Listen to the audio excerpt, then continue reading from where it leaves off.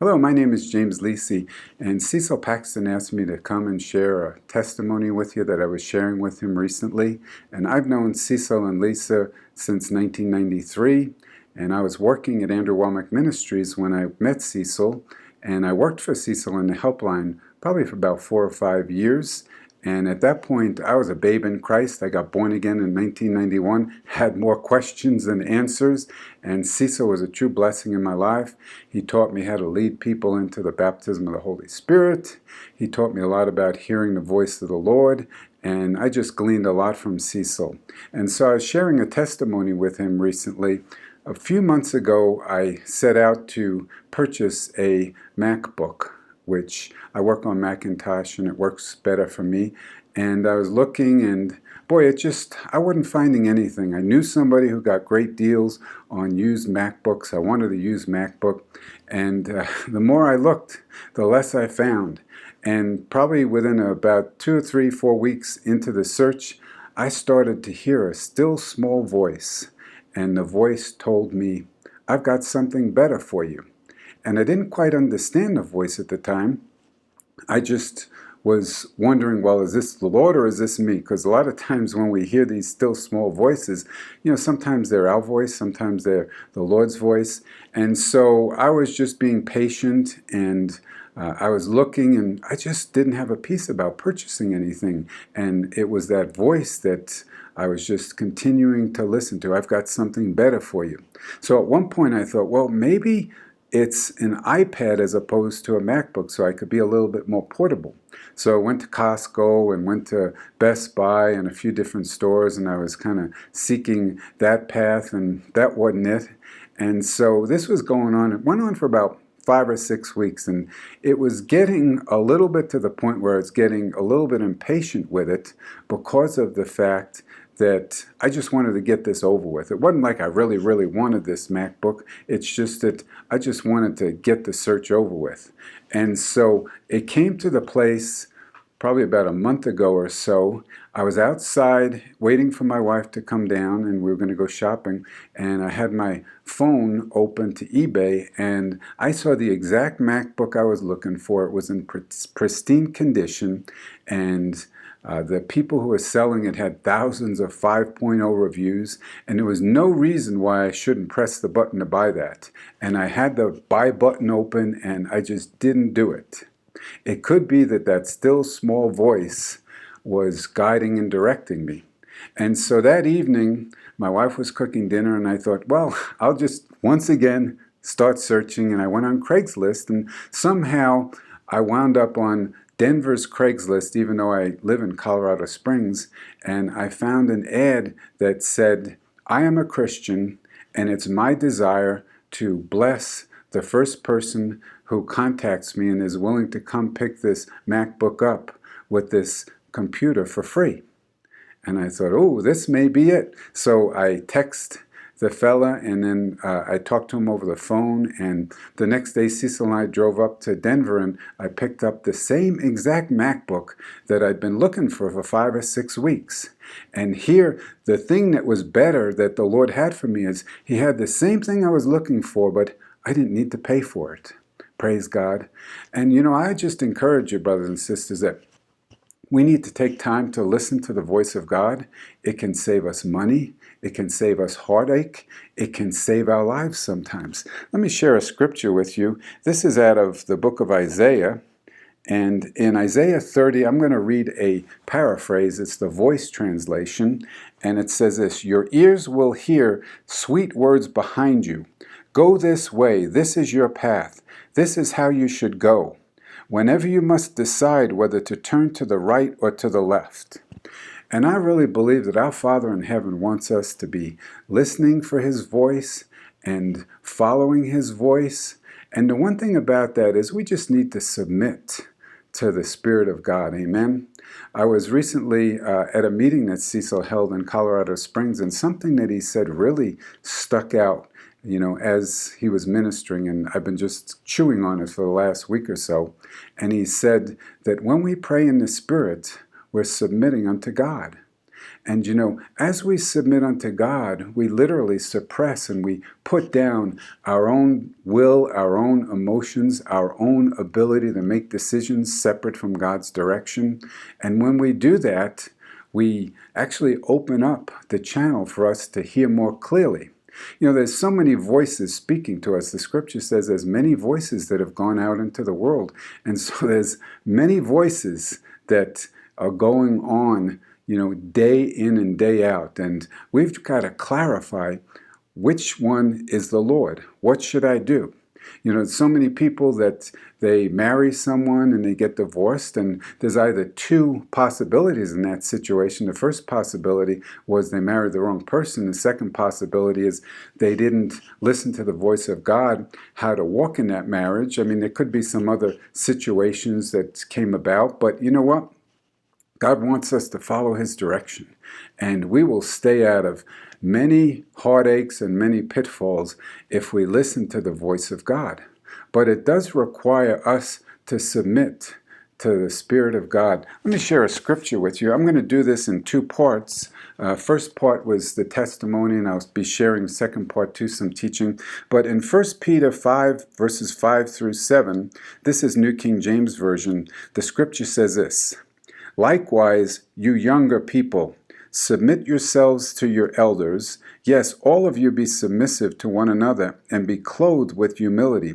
For God resists the proud, but gives grace to the humble. Therefore humble yourselves under the mighty hand of God, that He may exalt you in due time, casting all your cares upon Him, because He cares for you." So here, that scripture is talking to us about humility, that we'd be clothed with humility. And it also talks about that God would exalt us in due time, which means there's a timing on things. And that's why one of the fruit of the Spirit is patience. There's so many times we miss God, and I've missed God because I was being impatient and I just wanted to act and do things of my own accord. And I just encourage you, if we're going to follow God and if we're going to hear His voice, it's not going to be something that we're going to need to make a decision on by 5 o'clock. And if we don't hear God's voice, we do it our own way. There's so many times in the scripture where people just had to be patient. And there's times in the scripture where people were impatient, and because of that impatience, it cost them greatly. I'm thinking of King Saul. King Saul was hours, maybe a day away from Jesus being called the son of Saul, not the son of David. And, when Samuel came and told him he should have waited for him, he said, "The kingdom would have been established in your name forever," except the fact that he didn't trust the Lord and he got impatient and he did his own thing as opposed to following what God had told him to do. The prophet told him exactly what to do. And sometimes we just want to do it our own way, and it costs us greatly. So I just encourage you that we need to be humble. We need to humble ourselves among other people. We need to allow other people to speak into our lives and be teachable. And as we do that, what takes place is that humility literally positions us to a place where we hear God's voice. There's so many times where people, they think they're hearing God's voice, they make the decision, and they tell everybody, and I've done this in the past, God told me to do this, and then you find out that it wasn't God at all. And it was just us making our own decisions. So how do we safeguard ourselves in that situation? Well, we allow other people to speak into our lives. We pray in the Spirit. And, a lot of people say, how much should I pray in the Spirit? As much as you can. The more you pray in the Spirit, as Cecil was teaching, he was saying that as we pray in the Spirit, we humble ourselves before God. The more we pray in the Spirit, the more tuned in we are to the voice of God. It's kind of like this. If you were riding in a car and there was a radio blasting and Jesus was in the passenger seat and he was giving you directions on where to go and you couldn't hear him because that radio was blasting, one of the ways you turn the volume down on the radio is you pray in the Spirit. We tune in to the voice of God. So I just encourage you, as much as you can, pray in the Spirit. And that's one of the ways you can safeguard yourself from following your own direction, following the devil's direction, as opposed to hearing the voice of God and following what the Lord has for you, the path that He has for you. So we're going to go into part 2 now, but I just thank you for listening, and I sure appreciate you watching today. Okay, so let's look at the scripture in Galatians chapter 5, verse 22 and 23 out of the MEV version. We all know what the scripture says, but let's just visit it once again. Scripture says this, "But the fruit of the Spirit is love, joy, peace, patience, gentleness, goodness, faith, meekness, and self-control. Against such there is no law." Now let's notice, some translations say long suffering, but I like this translation because it says patience. We really need to walk in patience to be able to hear the voice of God. So often we miss God. And I'm thinking of one situation where we were living in Missouri, and my wife had found a car, and we were going up to St. Louis to look at this car and purchase it. And we got up there as it was getting dark, and it drove nice, and it just wasn't very light out. And then we actually made the purchase, and the next morning we looked at it and we saw that there was rust underneath the car. And we were just being impatient. We weren't waiting on the Lord. So they actually gave us our money back.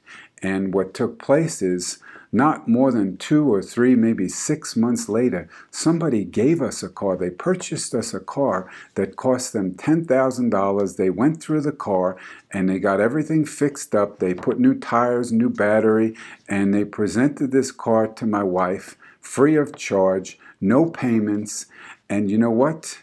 If we had just walked in that impatience, and if we hadn't found out about the rust, that would have never happened, because that person would have saw that we had a car and we didn't need that second car. So I just encourage you, one of the fruits of the Spirit is patience. And in this country, in this time, there are so many of us that are impatient that we don't allow patience to have its perfect work, and we miss God. There are so many times we miss the blessing of God because God's telling us to wait, and we're not really hearing Him because we're not really tuning our soul into what the Spirit of God is saying, and we're listening to our own intellect rather than what the Spirit of God is saying. And that desire to have something right now is literally cutting us off from God's best. So I just encourage you, as we follow the will of the Lord, as we listen to the voice of God, we walk in patience. And our soul won't like that. Our soul, when it sees something it wants, or when it sees something that we believe God told us to do, we want to do it right away. You know, I'm thinking of Moses. Moses knew what he was called to do, and he went out and he killed an Egyptian.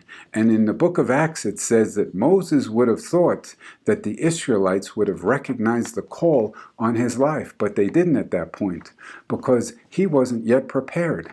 And he was 40 years away from the call on his life. But you know what? When he actually stepped into the plan that God had for him, he was ready for it. I mean, can you picture more than 1 million, maybe a couple of million disgruntled Israelites coming at your door and just complaining and moaning to you, and you being unprepared because you hadn't actually gone through the preparation that the Lord had for you? Well, you know, Moses had that preparation, and you know, there's things that God has for us that they may be right today, but then there's things that, you know, we just need to walk out. If you've got a call on your life, there's a timing for it, and there's a preparation. But then also other things. Some people, you know, they want homes and they want different things, and we live in a country that's full of debt, and I myself have been victim of that and guilty of that.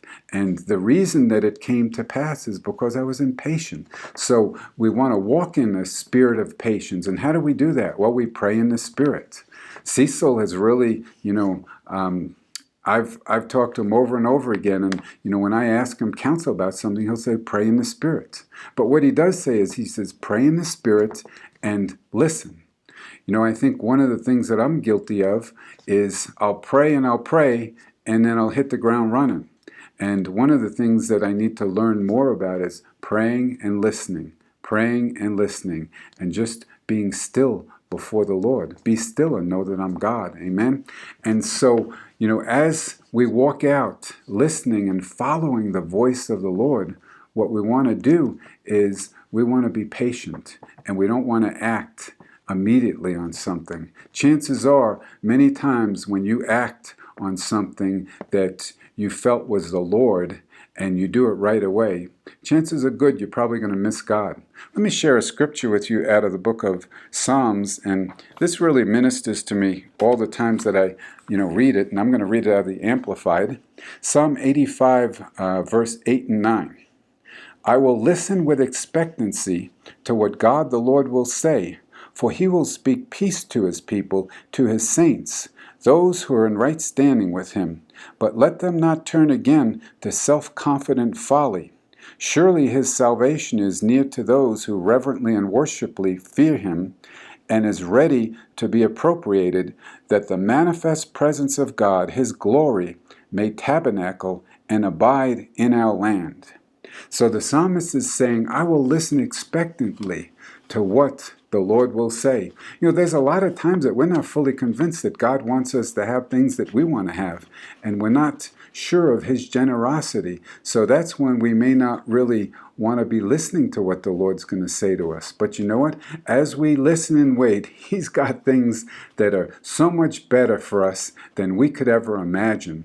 And we just need to, just focus on his goodness. A few months ago, Cecil taught on one of his videos that's on YouTube about hearing the voice of God, and he shared a scripture in Romans chapter 2 verse 4 that it says that it's the goodness of God that leads us to repentance. And I've never heard that taught as far as a direction. But you know what? God's goodness will direct you, and it will guide you, and it will lead you to change from your way of doing things to God's way of doing things, which is repentance. And as we do that, we're going to have so much better life than we could ever imagine. So I just encourage you, be patient, pray in the Spirit, and wait. You're not waiting for the Lord, but you're just making sure that you have the heart of God and you know what God's telling you to do.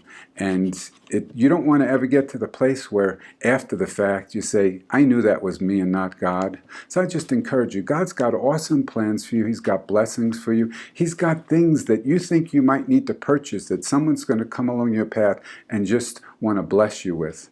But in order for us to receive that, we need to be tuned into the Spirit of God. So I encourage you, pray in the Spirit, listen, and follow the heart of God, and he'll always lead you into his best, which is going to be so great that all you're going to be able to do all day long is brag on the Lord, just as the psalmist David said, I will bless the Lord at all times. So thanks for joining me, and have a blessed day.